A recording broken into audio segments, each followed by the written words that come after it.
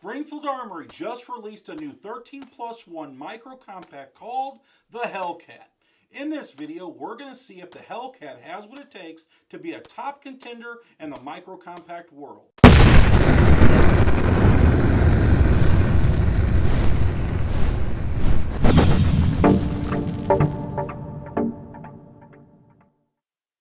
Hello everyone, and welcome back to Tactical Tuner.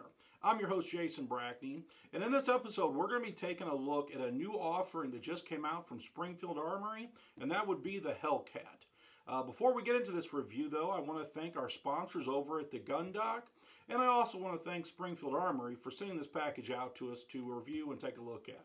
So let's go ahead and get into what all they sent us here. So, got a nice packaging they sent us. Let's see here. So yeah, it came with the new, what is this? The Voltec Life Pod, I believe it's called. It's an electronic safe here. Let's open up. I'm assuming the firearm is in here. Oh yeah, there it is. So yeah, it's a nice little safe. And here is the firearm. The new Springfield HellCat. Not too shabby. Looks pretty nice. Let's see what else we got here. Some brochures and things.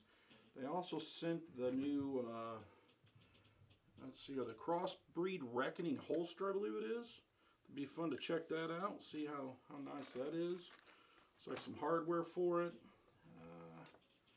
A couple magazines. Yeah, so we got the extended 13-round mag, and then it looks like an extended floor plate for the standard 11-round mag. Yeah, exactly. So, a couple nice little things there. Put that over there. And it's a very nice safe. I really like that. But yeah, can't beat that. Some pretty nice little package they sent us out. So let's go ahead and get this put up. And what we'll do now is we'll go ahead and we'll get on with the review. Take you through some of the features that this thing came with, and take it out and shoot it a few times, and we'll see how well we like it. So stay tuned and we'll get on to the features. So now let's look at the cost of the HellCat, and then also some of the features that you're going to get with a HellCat. As far as the cost, there are pretty much two models you can pick from. There's the standard and the OSP. The OSP being their optic ready model. As far as the standard, the prices I'm seeing online, and I know what the prices they've got for this over at the Gun Dock, you're looking at about $479 for the standard model, and you're looking at about $505 to $510 for the OSP optic ready model. Again, those are just some of the averages I'm seeing online. As far as magazines, for the 11-round flush floor plate mag, you're looking at about $20, and you're looking at about $30 for the extended mag. Now, as far as the OSP model and what optics are available that will work on this gun, you've got two options. The first one would be the JP Enterprise J-Point, which is going to retail somewhere around $285. And then the second option is the Shield RMSC. And you're looking at about $400 for that one. It's kind of expensive. Other than that, those are kind of the, like I said, the averages I'm seeing. As far as the optics and why Springfield decided to go with just those two, my understanding is because of the size of those sights. If you look at, like the RMR, what else is out there, the Romeo, things like that, they're a lot wider in girth as far as being able to fit on this slide flush and not cause, a point where you could hang up on some clothes or something like that. So my understanding, because of the thinner size of the J-Point and the RMSC, they decided to go with just those two. So, I know that's kind of a bummer for some people who've already got some nice RMRs and stuff like that they'd like to use on this. It could be down the road some people make some aftermarket plates that will allow you to use them. We'll just have to see what the market brings. So anyway, let's go ahead and go on with the features of this pistol. And we'll kind of start at the top and work our way down.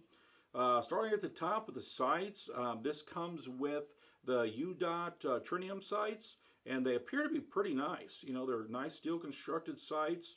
I've never actually tried a U-Dot, but it looks interesting. I'll be curious to see how well I do with it. Other than that, let's get down to the slide serrations. It does seem to have pretty nice slide serrations. There's a lot of times I'll get pistols and I just have a hell of a time racking them because with my big sweaty hands, I just can't get a good grip. Doesn't appear to be a problem with this one though. You know, I don't have any problem doing press checks, racking the slide, none of that. So, and other than that, they look nice. It gives it a nice look to that slide, makes it look a little more expensive. Coming on down to the slide release, that's probably the thing on this I like the best. I had some problems with the Sig 365 where I pretty much every time had to break my grip to drop the slide. With this one, I don't. I can stay in my shooting position, hit the slide, and stay right on target. So I really like the slide release that came on this pistol. Coming on down, it does come with a flat face trigger, which I like. It looks nice, feels good. Real quick, I wanted to test, though, what the trigger weight is. I've heard people are saying right about 5 pounds. I'm curious what I'll get. I know this ain't a digital tester. Mine, for some reason, just is not working right, so I had to get the old school one out. Let's see if I can get a solid pull here. And yeah, I'm getting just a hair over 5. Let's try it one more time here. See if we can get some consistency. Yeah, get on that trigger. There we go.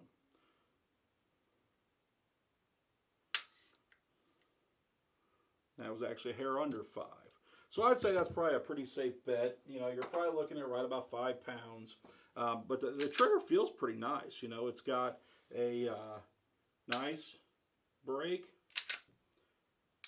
And there's your reset. You know, not too shabby, not too bad. I'll be curious to see how well I shoot with it, though. Other than that, coming down to the mag release, this is an ambi mag release, so you can swap it out to the other side if you'd like, which I think is a pretty nice feature. Does seem to be pretty, you know, easy to get to. I do have to break my grip a little bit to drop the mag, you know, but other than that, you know, it's a nice big shoe, and, you know, so that's a pretty good little mag release. It does have the accessory rail if you want to throw, you know, some type of a light, or if they make a little laser for it or something like that. It does have the dual capture recoil spring and guide rod, and it does appear to be steel, not plastic like we're getting on a lot of guns these days. Probably one of the other really nice things I like about this is the texturing they did. I'm probably going to screw it up how I explain it, but my understanding is that there's kind of 2 levels to the texture. There's a top layer that's kind of got flat, is a flat face on the top of it, so that way it doesn't snag on your clothing. And then as you get deeper into the texturing, they've got like pyramid shaped texturing that bites into the hand a little better. And I'd say they're right. I mean, you know, I'm the type of guy, I like stippling. I've got a couple guns that I've stippled myself, and I love the feel of a stippled gun. And a lot of my guns, I get them, and immediately, because, you know, I've got sweaty hands and stuff, when I'm out at the range, I'll say, you know, we got to stipple this thing so I can hold on to the dang thing. This one, I don't think it's going to be a problem. I think this will work just fine, you know, and it's very nice looking. So, you know, kudos to Springfield. They did a really nice job on their grip texturing there. As far as size, this thing is 6 inches long. With the flush floor plate, it is 4 inches high, 1 inch wide, runs a 3-inch barrel. As far as weight, with the 11-round flush floor plate mag, you're looking at, I believe it's 17.9 ounces, and then with the extended, I believe it's 18.3 ounces. So kind of, you know, your average weight for guns this size. You know, but 18.3 for that many rounds, you just can't beat it. You know, so anyway, that's pretty much the main features of the Hellcat. So what we're going to do now is we're going to take this thing out to the range. We're just going to play around with it, have some fun with it, shoot some steel, shoot a few paper targets from different distances, and just kind of, you know, see how well it shoots and see if we can enjoy it a little bit. But we're going to be using just your standard Winchester white box, 115 grain. I figured that's probably what most people are shooting. You know, if they're running to Walmart and buying ammo, you know, that's what a lot of people shoot. So I try to, you know, find stuff that's a little more common. So we're going to run probably, you know, somewhere around 100 rounds, maybe a few more through it. Not a ton. We're not going to be able to do a torture test or, you know, run 1,000 rounds through it and show you guys, you know, that this is the most reliable gun in the world. I'm sure there's some other videos that are going to do that. I don't have the funds to spend that kind of money on ammo for one review, so we're not going to be able to do that here. But again, there's going to be tons of videos coming out with this thing going forward. I'm sure if there's not already somebody out there that's ran thousands of rounds through one, I'm sure there will be soon. But unfortunately, we're not going to be able to do that here. So why don't we go ahead and head out to the range and we'll try this thing out.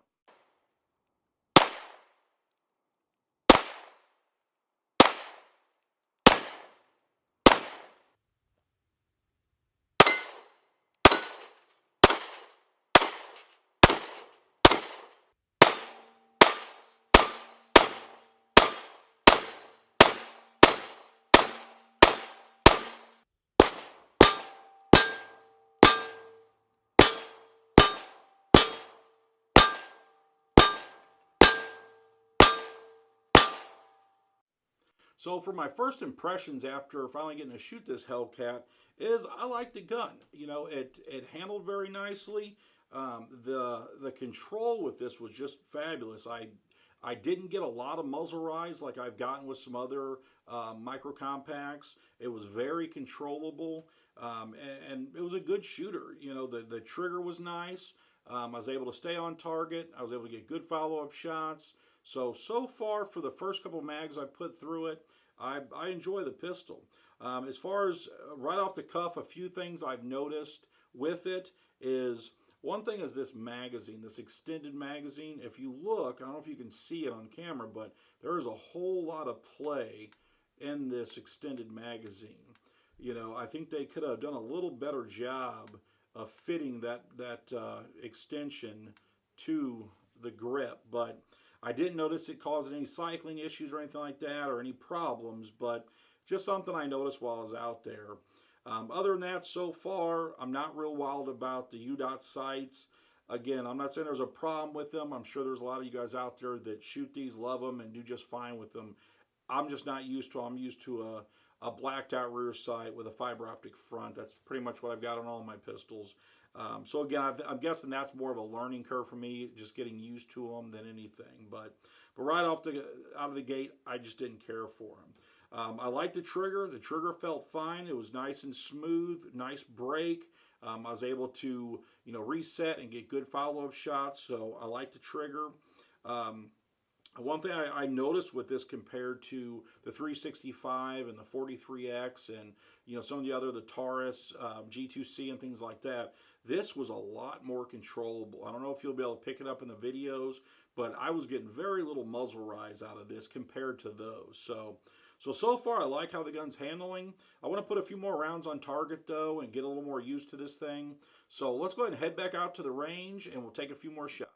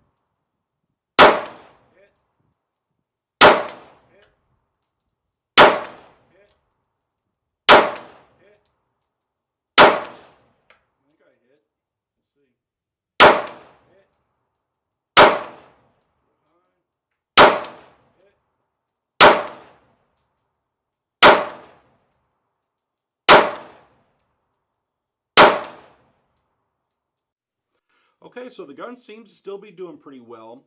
We've still yet to have any type of cycling issues or any types of jams or anything like that. We've put roughly 100 to 150 rounds through it, and so far it's still doing pretty good. We did do our best to try to load this thing at max capacity with one in the pipe whenever we were shooting, just to see if there were any type of cycling issues, but again, so far nothing. And then we also wanted to let you know, when we started shooting this, it was directly out of the box. We didn't oil it, didn't clean it, nothing. So far no problems.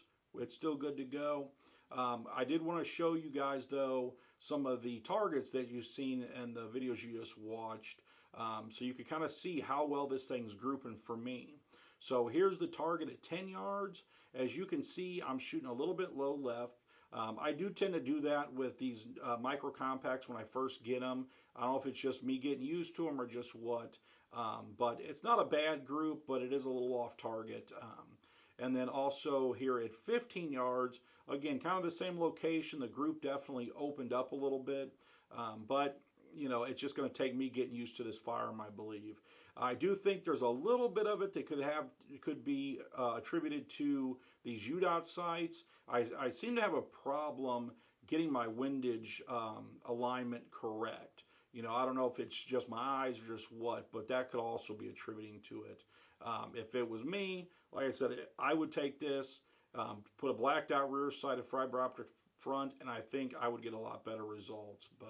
But anyway, and then we also, as you see in the video, we took this thing out to 50 yards, and it was shooting pretty well at 50 yards. I think I got at least half of my shots on target at 50 yards, so it's pretty impressive for a little 3-inch barrel micro compact. If I had to compare this to the 365, and I bring that up because that's what I'm seeing a lot on the forums and stuff, is everybody's wondering, is this just like the 365? Well, you can see here in this picture that I pulled off the net, this is kind of some of the comparisons as far as size to the 365. Myself, I've reviewed the 365 and now I reviewed this.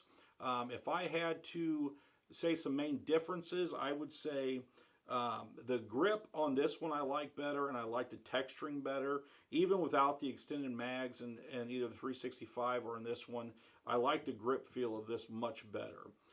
The 365, however, I did like its trigger a little bit better. It was just a little bit smoother, had a little faster reset, and I did seem to do a little bit better with that trigger. As far as the sights, I also liked the sights that came on the Sig a little bit better than these sights. However, with either gun, like I said, I put blacked out rear and fiber optic front on either one. That's just my opinion. As far as though controllability, this had much better controllability. I was able to stay on target a lot faster. I was able to transition to targets better. And I just felt a little more solid with this gun shooting it than the 365. So again, that's just my opinion. I'm sure, you know, there's guys out there with the 365 that just love them, and it is a nice gun, but I would probably prefer this over the 365. As far as likes and dislikes about this gun, if I had to pick, you know, a couple things that I didn't like, again, we talked about this mag being a little loose or having a little wiggle down here. To me, it hasn't caused a problem, but it just kind of looks like shoddy work when you see stuff like that. It could be that it's just this particular mag, I'm hoping, but I think they could have done a little better there.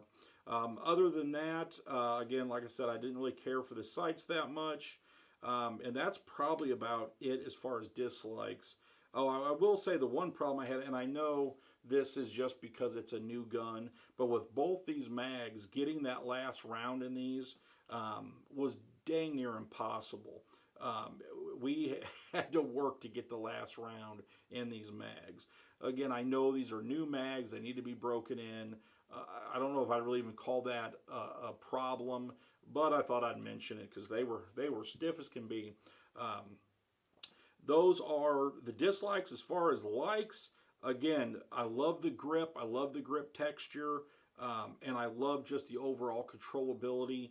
And the fact that this sure at least felt like it had less muzzle rise and was more controllable. I like the 13+1 magazine. You know, you just can't beat that for capacity. So all in all, like I said, I think if I was in the market for one of these and I had to pick between this or the 365, I would go with this, because I think once I swap the sights out, I think I'm going to do better with this gun than the 365.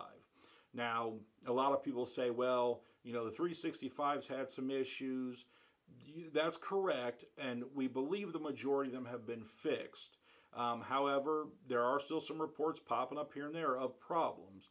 The only problem you could have with this is it really doesn't have a track record. So this thing could start having the same amount of problems and the same problems that the Sig had. We just don't know. So if you were to get the Sig, you're taking a little bit of risk. If you get this, you're taking a little bit of risk. You know, but if, you know, taking all that into account, if I had to pick one to buy, I would pick this. I don't think I would spend the money on the OSP. I just don't know. For myself, to me, putting a $285 or $400 optic on this just isn't worth it to me. I would rather put that money into one of my other firearms. Again, just my opinion. But yeah, all in all, I like this gun. I think you guys that are going to buy this, you're going to be pleasantly surprised. I think compared to the other offerings that are out there, the only thing I think that would compare to this would be the 365. So again, just my opinion. But anyway, we're going to take it out. We're going to shoot just a few more rounds, and then we're going to wrap up the video, and that'll be about it. So let's head back out to the range.